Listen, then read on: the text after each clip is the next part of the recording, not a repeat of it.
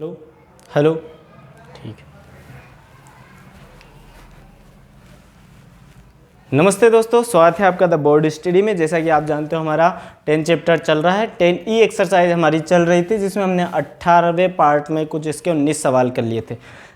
कोशिश करूंगा कि आखिरी पार्ट हो इस पूरे चैप्टर का। तो चलिए स्टार्ट करते हैं। अभी तक आपने हमारा चैनल सब्सक्राइब नहीं किया, चैनल सब्सक्राइब कर दो, बेल आइकन प्रेस कर दो। बच्चों बहुत मेहनत कर रहा है और भी अच्छे से मेहनत करेंगे अगर आप लोगों का आप लोगों का साथ हमें मिलेगा। तो देखिए यहाँ पर जो 19 सवाल हमने कर लिए थे, यहाँ 20वां सवाल बहुत प्यारा सवाल है, कॉन्सेप्चुअल सवाल है, मज़ा आएगा करने में। क्या है सवाल? बोल रहा है कि एक स्फीयर है जिसकी रेडियस उन्होंने ए गिवन की है। ठीक है, तो अपन यहाँ उसका डायग्राम बना लेते हैं। बिना डायग्राम के समझ में नहीं आएगा। ये हमने एक स्फीयर ले लिया। इस स्फीयर की क्या खासियत है भाई? तो इसका सेंटर हम मान लेते हैं ओ और इसकी जो रेडियस है वो हमें गिवन है ए। अब वो बोल रहा है कि इसके अंदर एक शंकु है जिसका वॉल्यूम मैक्सिमम है। शंकु मतलब एक कोन। ठीक है, तो कोन बना लेते हैं अपन यहाँ पर। इसके अंदर एक फिट हुआ एक कोन रखा हुआ है। ठीक है, तो हमने एक कोन बना लिया। कोन ऐसा ही रहेगा। ठीक है, ये कुछ ऐसा है ना। ये हमने कोन बना लिया और इस कोन का बोल रहा है कि जो वॉल्यूम है वो मैक्सिमम है। अब इस कोन के लिए अपन कुछ चीज़ें मान लेते हैं। ये इसका बेस रहेगा। इस कोन की जो बेस की रेडियस है वो हम कंसीडर कर लेते हैं आर है। ठीक है, और ये तो अपन जानते हैं ये इसकी रेडियस ही होगी, यहाँ से यहाँ तक ए ही होगी। और इधर से मिला देते हैं तो ये भी अपनी रेडियस होगी इसकी ए। ठीक है, ध्यान से देखना भाई, डायग्राम से ही समझ में आएगा। ठीक है, इस पॉइंट को अपन ए मान लेते हैं और इसको अपन मिला देते हैं यहाँ से ए से, और इसको मिला देते हैं यहाँ, और इस पॉइंट को अपन मान लेते हैं पी। ठीक है बच्चों, ये अपना ये ओ पॉइंट है, सॉरी। ठीक है, अब वो बोल रहा है भाई कि इसका अगर जो वॉल्यूम मैक्सिमम हो तो इस कोन की हाइट मतलब ए से लेके पी तक की जो डिस्टेंस है ये क्या होनी चाहिए? तो सवाल में उन्होंने दे रखा 4a/3 होनी चाहिए। मतलब 4 लिख देते हैं, 4 मैक्सिमम वॉल्यूम किसका? ऑफ कोन, है ना। मतलब इस शंकु के अधिकतम आयतन के लिए क्या होना चाहिए? जो हाइट है,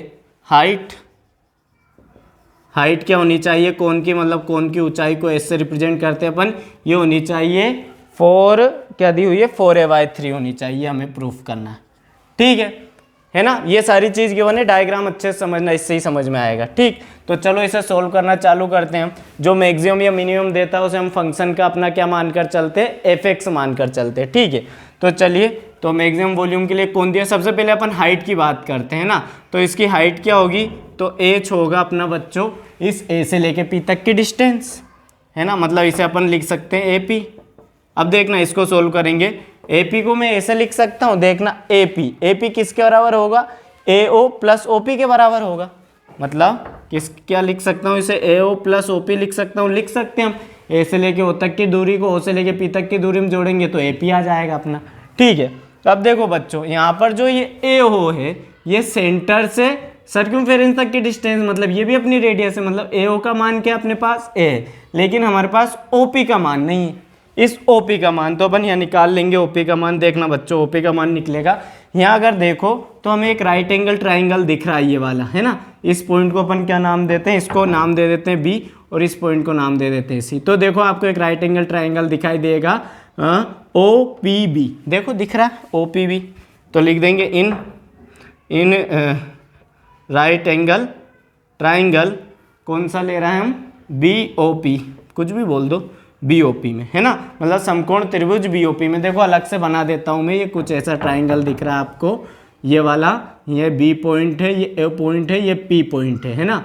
B से लेकर O तक की डिस्टेंस अपने पास रेडियस A है और B से लेकर P तक की डिस्टेंस R रेडियस जो हमने कंसीडर की, और हमें इस OP का मान निकालना है। तो देखो OP का मान निकलेगा। इसमें हम पाइथागोरस थ्योरम लगा दे तो क्या हो जाएगा? तो पाइथागोरस थ्योरम से आप जानते हो कि कर्ण का वर्ग मतलब हाइपोटेनियस का वर्ग मतलब ए स्क्वायर किसके बराबर होगा? लंब के वर्ग। मतलब OP का तो मान हमें ज्ञात ही करना है, तो OP के स्क्वायर के प्लस आधार का वर्ग मतलब बेस के स्क्वायर के सम के बराबर होता है। ये यहाँ से हम OP का मान निकालें बच्चों, तो OP का मान क्या आ जाएगा? तो यह आ जाएगा A square minus are square और रूट चढ़ जाएगा। यह हमारे पास OP का मान आ गया। यहाँ रख देते हैं हम वैल्यू H में। तो देखो H का मान क्या आ जाएगा बच्चों? एक मिनट में देख लेता हूँ, आपको सब ठीक तो दिख रहा है ना? हाँ दिख रहा। तो एच का मान देखना बच्चों, ए ओ का मान क्या अपने पास, ए से लेके ओ तक का मान तो है ए, ठीक है, प्लस ओ पी का मान हमने निकाल लिया, क्या है, under root a square minus are square, ठीक है। इसे नाम दे देते हैं हम इक्वेशन 1। अभी इसे हम यहीं पर छोड़ेंगे। अब हम क्या करेंगे, हमें क्या दिया, for maximum value of cone, cone की मैक्सिमम वैल्यू किसके लिए, किसकी मैक्सिमम वैल्यू दे रखी, वॉल्यूम की। तो हमें वॉल्यूम पता होना चाहिए, कोन का वॉल्यूम क्या होता है। तो यहाँ लिख देंगे हम we know that volume of cone मतलब शंकु का आयतन, है ना। हिंदी वालों के लिए मैं हिंदी बोल रहा हूँ। शंकु का आयतन होता है वही 1/3 पाई आर स्क्वायर एच, क्या होता है 1/3 पाई आर स्क्वायर एच होता है ना, ध्यान रखना। तो हमारे पास ये, इस बार देखना यहाँ x तो है नहीं जो हम एफ का फंक्शन बनाएंगे, हमारे यहाँ चेंज क्या हो रहा है, तो ये एच चेंज होगा, इसलिए इसे एफ का फंक्शन बोलेंगे हम। तो एफ बराबर लेंगे, है ना, x ना लेकर एफ, क्या हो जाएगा 1/3 पाई आर स्क्वायर एच। अब हम क्या करते हैं, तो इस तरह के सवालों में हम इसे सिंगल वेरिएबल में कन्वर्ट करेंगे, मतलब ये पूरा फंक्शन एच के रूप में आ जाना चाहिए। इस आर को हटाएंगे हम, आर स्क्वायर की वैल्यू लिखेंगे। तो आर स्क्वायर की वैल्यू हमें कहाँ से मिलेगी बच्चों, तो आर स्क्वायर की वैल्यू हमें मिलेगी इस इक्वेशन 1 से। तो देखो y इक्वेशन 1, यहाँ से देखना आर स्क्वायर की अगर अपन वैल्यू निकालें बच्चों, तो देखना a इधर आ जाएगा, तो ये हो जाएगा h माइनस ए बराबर में बच जाएगा under root a square minus are square. दोनों साइड का स्क्वायर कर देंगे तो हो जाएगा h माइनस ए का होल स्क्वायर, इधर से रूट कट जाएगा तो हो जाएगा A square minus are square. R square को उधर ले जाऊंगा तो पॉजिटिव हो जाएगा, इसको इधर लाऊंगा तो नेगेटिव।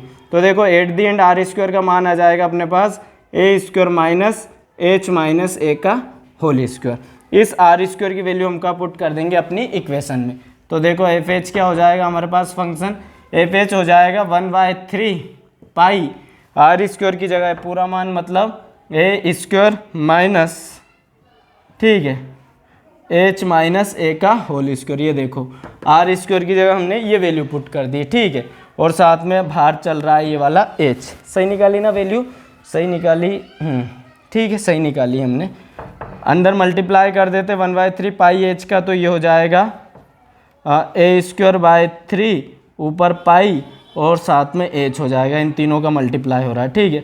फिर माइनस का ये भी हो जाएगा 1/3 क्या लिखो, इसे लिख दो पाई, है ना, ये पाई का मल्टीप्लाई हो जाएगा पाई/3 और ये हो जाएगा अपना माइनस तो हमने लिख ही दिया, ये हो जाएगा एच माइनस ए का होल स्क्वायर और साथ में आ जाएगा एच, ठीक है। ये हमारा एफ एच आ चुका है। अब हम क्या करेंगे, इसका वही डिफ्रेंशिएट कराएंगे, इसे F dash H find out करेंगे। अब ये पूरा चीज़ हमारे पिछले सवालों की तरह चलेगी ना। एफ डैश एच तो देखो एच के सापेक्ष कर रहा है अवकलन, ध्यान रखना डिफ्रेंशिएशन हो रहा है किसके रिस्पेक्ट में, एच के रिस्पेक्ट। तो यहाँ सिंगल एच है तो यहाँ से ये 1 हो जाएगा, तो आ जाएगा A square pi upon 3 minus, यहाँ देखना यहाँ में फर्स्ट इंटू सेकंड लगाना पड़ेगा, है ना। तो इस पूरे को अपन कर लेते हैं कंसीडर फर्स्ट और इस पीछे वाले एच को कर लेते हैं कंसीडर सेकंड, ठीक है, प्रोडक्ट रूल लग रहा है। तो फर्स्ट ऐसा का ऐसा ही मतलब पाई/3 एच माइनस ए का होल स्क्वायर, ऐसा का ऐसा ही, ठीक है। ये माइनस बाहर है इस वजह से इसे अपन ब्रैकेट में लेंगे, ठीक। एच का करेंगे तो क्या हो जाएगा 1, ठीक, फिर आएगा प्लस एच ऐसा का ऐसा ही मतलब सेकंड ऐसा का ऐसा ही। फर्स्ट का करेंगे तो हाँ देखना पाई/3 तो कांस्टेंट है इसलिए भारी लिखा रहने दिया हमने, एच माइनस ए का पहले स्क्वायर का होगा, घात का होगा, पावर का, तो आ जाएगा 2 और फिर आ जाएगा एच माइनस ए, फिर एच माइनस ए का करेंगे तो एच का तो हो जाएगा 1 माइनस ए का तो हो जाएगा 0, क्योंकि ये एक कांस्टेंट वैल्यू, तो मतलब पीछे 1 आएगा, कोई मतलब नहीं, यही चीज़ हमें मिलेगी। तो हमारा हो गया डिफ्रेंशिएशन इसका पूरा। थोड़ा सा इसे सोल्व कर देते हैं। तो देखो माइनस के अंदर गुणा कराएंगे तो ए स्क्वायर पाई/3 तो ऐसा का ऐसा ही, माइनस का हो जाएगा हमारा ये क्या कॉमन ले इसमें से, पाई/3 कॉमन ले लेते हैं अंदर से, ठीक है, पाई/3 अंदर से कॉमन लिया हमने और साथ में एच माइनस ए भी कॉमन ले लेते हैं, एच माइनस ए। तो देखना यहाँ से पाई/3 गया, एक एच माइनस ए गया तो एक एच माइनस ए बचेगा, ठीक है, प्लस यहाँ से देखना ये बचेगा 2 और एच केवल, क्योंकि पाई/3 और एच माइनस ए हमने बाहर निकाल दिया, तो प्लस का बचेगा यहाँ पर अपने पास क्या 2 और एच, है ना। ये इतनी सी चीज़ बचेगी, इसे थोड़ा सा ऊपर लिख देता हूँ मैं। तो एफ डैश एच क्या आ जाएगा अपने पास, तो यहाँ ध्यान देना आप लोग, ए स्क्वायर पाई/3 थोड़ा सा नीचे लिख देता हूँ अपना डायग्राम में न जाए। एफ डेज एच बराबर हो जाएगा यहाँ पर ए स्क्वायर पाई अपॉन 3 ऐसा का ऐसे ही, ठीक है, माइनस ये हो जाएगा अपना पाई बाय 3 और एच माइनस ए, अंदर ध्यान देना एच और 2h 3h हो जाएंगे तो आ जाएगा अपने पास 3h और माइनस का ए। ये अपना पूरा फंक्शन ये वाली चीज़ आ चुकी है, ठीक है। अपन चाहे तो इसका मल्टीप्लाई करा सकते हैं, अगर कराना चाहे तो करा देते हैं अंदर मल्टीप्लाई, ठीक है।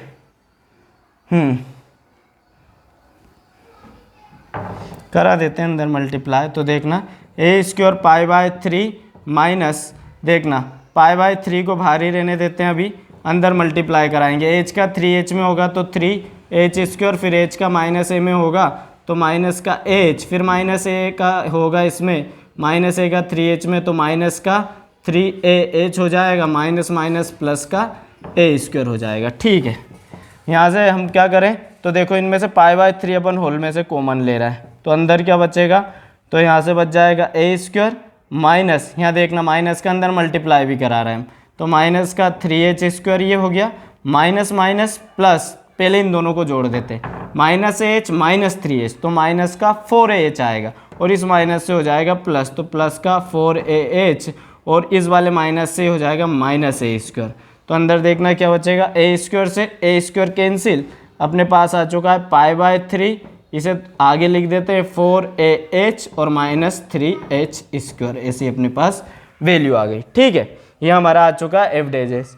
तो मैं थोड़ा सा इसे रफ करूंगा, आप लोग एक बार इसका स्क्रीनशॉट ले लो, ठीक है। बड़ा सवाल है पर आराम से समझेंगे, कोई दिक्कत नहीं, ठीक, समझ में आना चाहिए। अब हमें एफ डबल एज एच निकालेंगे, मतलब इसका डबल डेरिवेटिव निकालेंगे ताकि हम चेक कर सके कि जो हमारी एच की वैल्यू आएगी उस पर ये मिनिमम है या मैक्सिमम है, उच्चिष्ट है या निम्निष्ट है।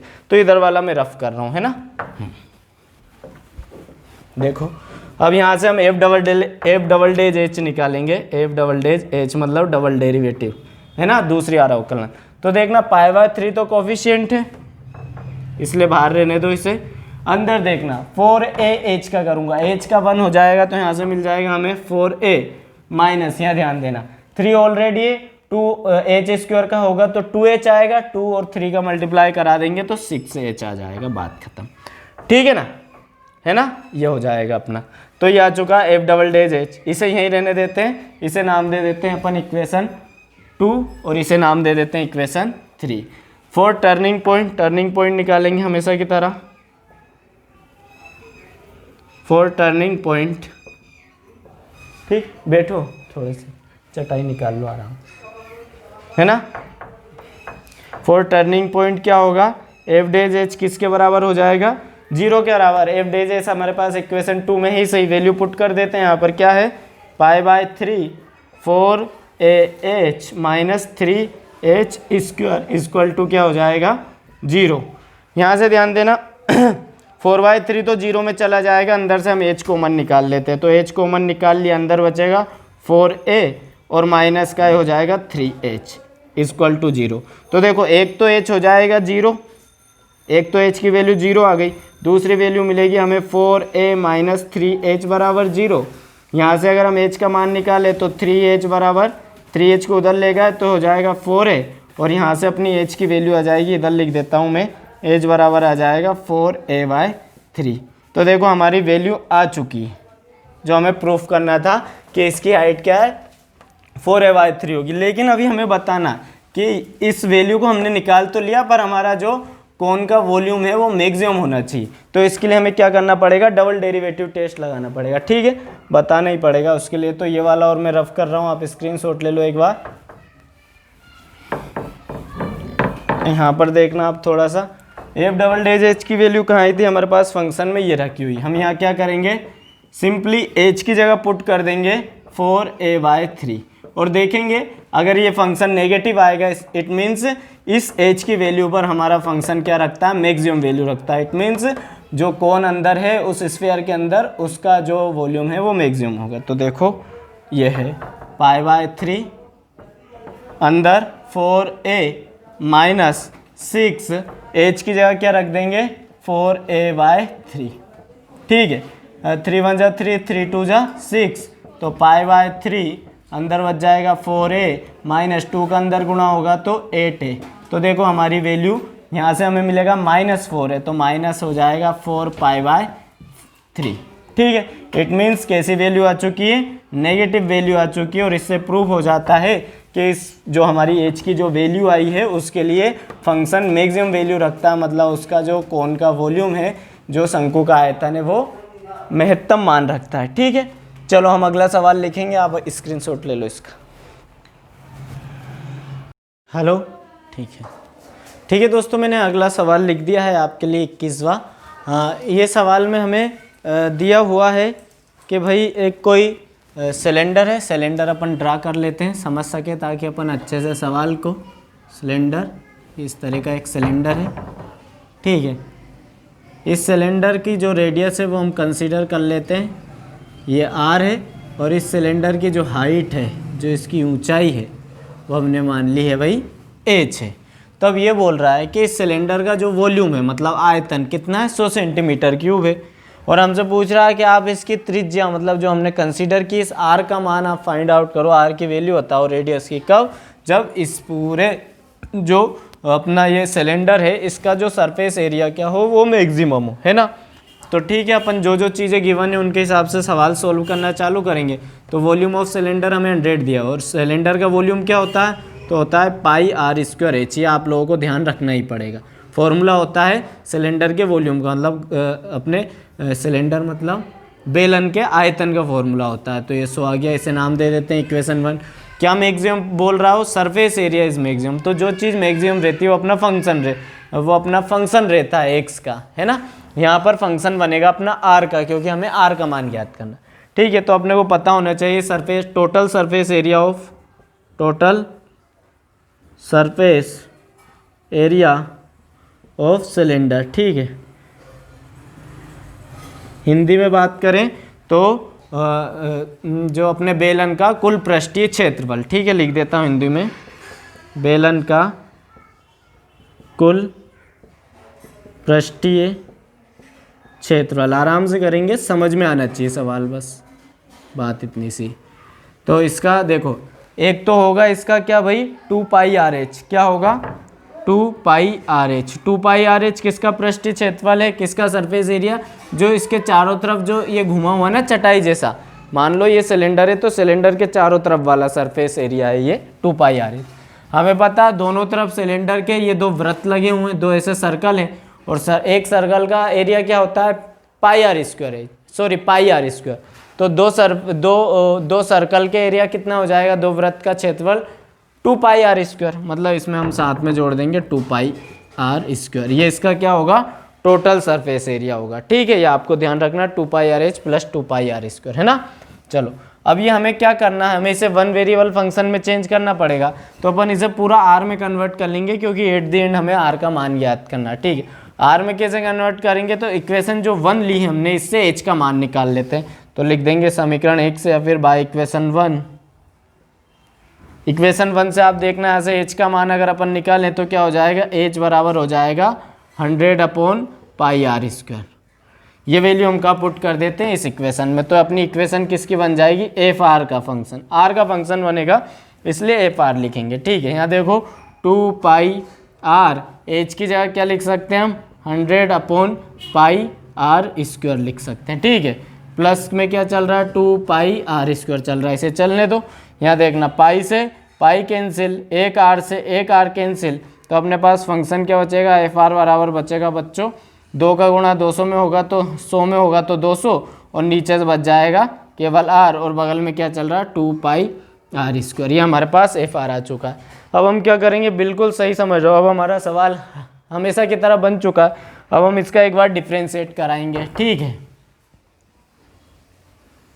मतलब ये हो जाएगा एफ डेज आर के रिस्पेक्ट में डिफ्रेंशिएट करा रहा है। तो देखो 200 तो कोफिशिएंट है, और 1/r मतलब 1/x का हमने डायरेक्ट बताया हुआ, आपको याद रखना, -1/x² हो जाता है। यहाँ x नहीं, यहाँ है r, इसलिए हो जाएगा माइनस का 1/r²। ठीक है, और प्लस यहाँ ध्यान देना, r² का क्या होता है, बिल्कुल सही सोच रहा हो, 2r हो जाएगा, है ना। 2 का गुणा इसमें होगा तो हो जाएगा 4πr। ठीक है, मतलब 2 पाई तो कोफिशिएंट कांस्टेंट था, आर स्क्वायर का कितना होगा 2r, 2 का गुणा 2 में होगा तो 4 पाई आर हो जाएगा। ठीक है, ये आ चुका हमारा एफ डेज आर। लेकिन हमें डबल डेरिवेटिव टेस्ट भी लगाना पड़ेगा क्योंकि फंक्शन का देखना पड़ेगा मैक्सिमम है कि नहीं उस आर की वैल्यू पर जो हमें मिलने वाली है। इसलिए एफ डबल डेज आर हम एक और बार इसको डिफ्रेंशिएट कराएंगे आर के रिस्पेक्ट में, तो 200 तो ऐसा का ऐसा ही माइनस। ठीक है, अब यहाँ ध्यान देना आप लोग, 1/r² का होगा माइनस का 2 ऊपर आ जाएगा और नीचे हो जाएगा आर क्यूब, आप अलग से करके देख लेना, आ जाएगा समझ में, r² को ऊपर ले जाकर। ठीक है, प्लस r का होगा तो 1 यहाँ से क्या बच जाएगा, केवल 4 पाई बचेगा, मतलब माइनस माइनस प्लस, 2 का गुणा 200 में होगा तो हो जाएगा 400/r³ और प्लस का आ जाएगा अपने पास 4 पाई। ठीक है, ये वैल्यू आ चुकी है हमारे लिए, है ना। ठीक है बच्चों, तो ये अपना आ चुका है, ये 3 को ठीक लिख देता हूँ, ये क्यूब है ना। अब अपन क्या करेंगे, वही टर्निंग पॉइंट फाइंड आउट करेंगे। तो फॉर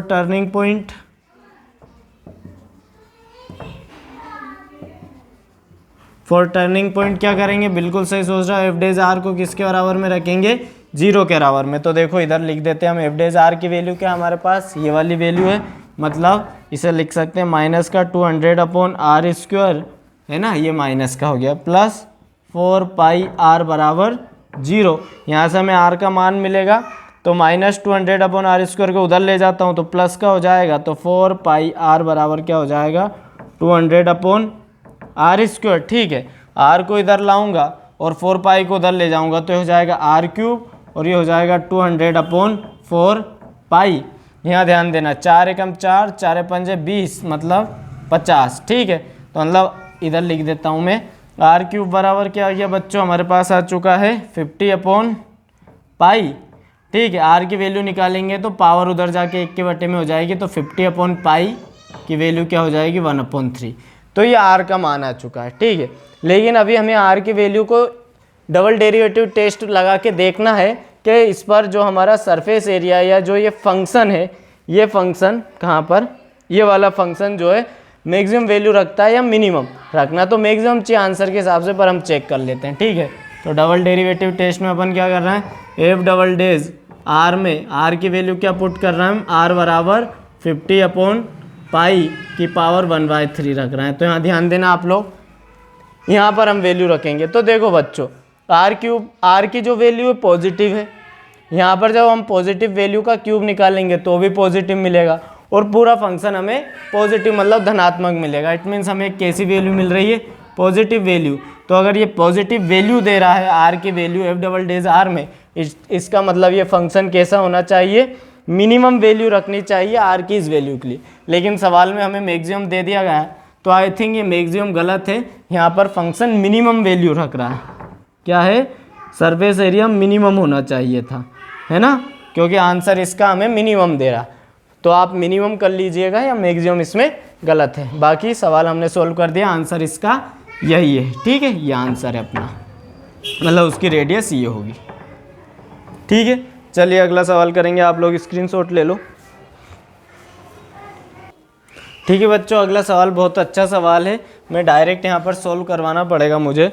इसमें अपने को दिया हुआ है कि भाई दो रेजिस्टेंस है R1 और R2। ठीक है, कौन से नंबर का सवाल है भाई, ये देख लेता हूँ मैं, 22वें नंबर का सवाल है। ठीक है, क्या दिया हुआ है कि भाई दो रेजिस्टेंस हैं जो किसी ऑर्डर में जुड़े हुए हैं और उनकी जो इक्वेशन है इक्विवेलेंट रेजिस्टेंस की, वो हमें दी हुई है 1/R बराबर 1/R1 प्लस 1/R2 गिवन है। ठीक है, अब वो बोल रहा है भाई कि यदि इफ़ R1 प्लस R2 बराबर क्या हो, एक कोई सी अचर वैल्यू मतलब कांस्टेंट वैल्यू। ठीक है, तो आप हमें बताओ कि भाई इस फंक्शन की मैक्सिमम वैल्यू के लिए, ठीक है, इस फंक्शन के उच्चतम मान के लिए हमें बताना है, टू प्रूव, हमें प्रूफ करना है इसमें कि भाई R1 जो है वो R2 के बराबर होगा, किसके लिए, इस फंक्शन की मैक्सिमम वैल्यू के लिए। तो चलो इसे पहले इस फंक्शन को कन्वर्ट कर लेते हैं अपन इसके सही रूप में। तो ये देखना क्या हो जाएगा, सोल्व लिखा हुआ है 1/R, इसका क्या ले लेते हैं एलसीएम, तो R2 उधर जाएगा प्लस R1 इधर आ जाएगा, नीचे हो जाएगा R2 R1। ठीक है, इसके बाद क्या करेंगे, पलट देंगे। तो देखना R की वैल्यू चाहिए इसलिए पलट देंगे, तो ऊपर हो जाएगा R1 R2 नीचे हो जाएगा R1 प्लस R2 हो जाएगा। ठीक है, ये हमारा फंक्शन का काम करेगा। लेकिन इसे फंक्शन में चेंज करने के लिए हमें इसे सिंगल वेरिएबल बनाना पड़ेगा, एक चरिय बनाना पड़ेगा। इसके लिए हम R2 की वैल्यू यहाँ से निकाल लेते हैं। तो देखो R2 का मान क्या जाएगा बच्चों, R1 उधर जाएगा तो C माइनस R1 हो जाएगा। ठीक है, ये वैल्यू हम पुट कर देते हैं R2 में यहाँ पर, तो ये हो जाएगा अपना फंक्शन R1 का, इसलिए अपन लिख देते हैं FR1। ठीक है, R1 ऐसा का ऐसे ही, R2 की जगह रख सकते हैं C माइनस R1 अपॉन क्या हो जाएगा R1 प्लस R2 की जगह फिर से C माइनस R1। ठीक है, इधर करेंगे थोड़ा सा सोल्व, तो FR1 बराबर हो जाएगा, देखते हैं एक मिनट। ठीक है, तो चलो देखो FR1 की वैल्यू क्या हो जाएगी, R1 का अंदर मल्टीप्लाई करा देते हैं तो हो जाएगा CR1 है ना, माइनस R1 का स्क्वायर हो जाएगा। नीचे देखना R1 से R1 कैंसिल, तो हमें मिलेगा केवल C यहाँ पर। ठीक है, C को अपन यहाँ पर सेपरेट करा देते हैं, तो देखना ये हो जाएगा CR1 upon C minus R1 square upon C। C से C कैंसिल, तो हो जाएगा R1 minus R1 square upon C। ये किसकी वैल्यू आ गई है, FR1 की आ गई है। अब हमें वही काम करना है जो हर सवाल में कर रहे थे, इसको डिफ्रेंशिएट कर देते हैं, एक बार इधर करा देता हूँ। तो देखना क्या हो जाएगा, f डेज R1 बराबर R1 है तो इसका हो जाएगा 1, क्योंकि R1 के रिस्पेक्ट में कर रहा है, माइनस 1 अपॉन C तो कांस्टेंट है, R1 स्क्वायर का क्या हो जाएगा सिंपली 2R1 और बटे में क्या चल रहा है C है ना। f double days R1 find out करेंगे, डबल डिफ्रेंशिएट, तो देखना 1 का तो हो जाएगा 0, R1 का हो जाएगा 1, मतलब अपनी वैल्यू आ जाएगी माइनस का 2 अपॉन C। अब देखो बच्चों एक बहुत प्यारी चीज़ हुई यहाँ पर, हमें f डबल डेज R की एक कॉन्स्टेंट वैल्यू मिल गई जो कि नेगेटिव है। इसका मतलब क्या हुआ कि भाई R1 का जो भी मान आए, हमारा जो ये फंक्शन है R1 के हर एक मान के लिए, ये वाला जो फंक्शन है हमारा FR1 का, ये यहाँ पर R1 की हर एक वैल्यू के लिए कैसी मैक्सिमम वैल्यू रखेगा, जो कि हमसे सवाल में बोला गया है। मतलब अब जो हमारा R1 का मान आएगा वो हमारा वैल्यू ही होगी, सीधी बात। ठीक है, तो अपन यहाँ करेंगे कि क्या करेंगे, फॉर टर्निंग पॉइंट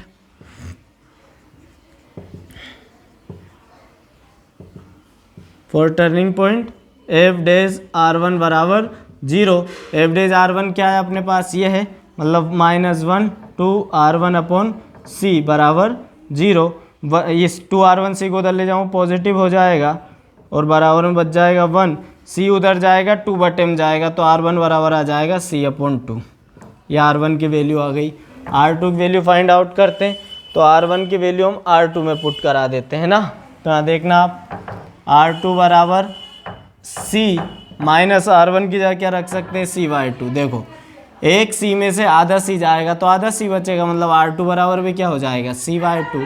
ये देखो है ना, R1 और R2 की वैल्यू देखो दोनों सेम है, हेंस यही हमें प्रूफ करना था, hence R1 equal to R2, यही हमें प्रूफ करना था। देखो जो सवाल में पूछा गया था। ठीक, आप इसका स्क्रीनशॉट ले लो, हम अगला सवाल करते हैं।